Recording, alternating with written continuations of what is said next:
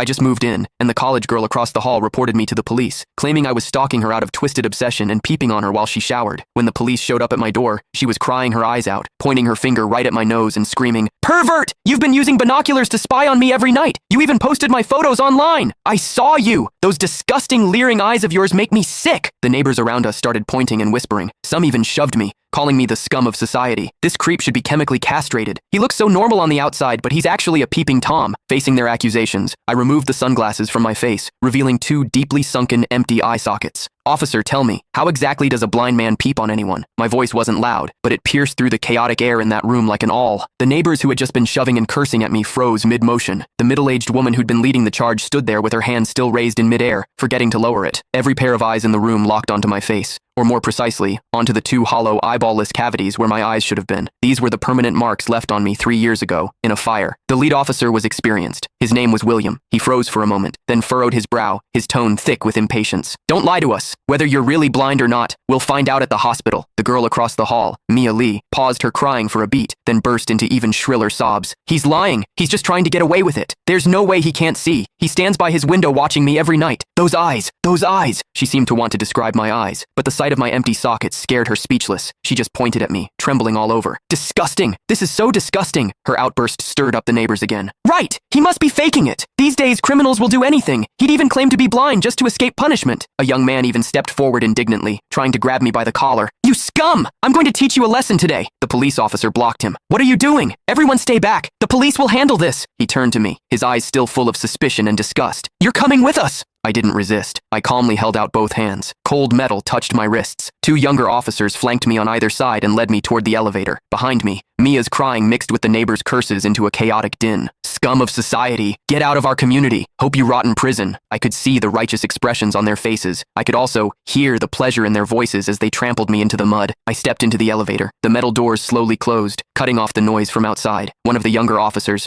probably new to the job, couldn't help but ask me quietly, Are you really blind?" I tugged at the corner of my mouth but didn't answer. The other officer patted his shoulder, signaling him to keep quiet. But I knew that in their minds, the scales had already tipped completely in favor of that tearful young girl. After all, it was a young, pretty, pitiful college student on one side, and on the other, a suspicious man living alone, wearing sunglasses. In their eyes, it was crystal clear who was the victim and who was the perpetrator. What they didn't know was this. Sometimes, what the eyes see is the biggest lie of all. And I, a blind man, had seen something that none of them had. For instance, when Mia accused me, her heartbeat was steady, without a single ripple of genuine emotion. The interrogation room at the police station was harshly lit by fluorescent lights, and the air smelled faintly of mildew. I sat on a cold metal chair. Across from me were William and a female officer taking notes. Click the link in my bio to get the full story for free.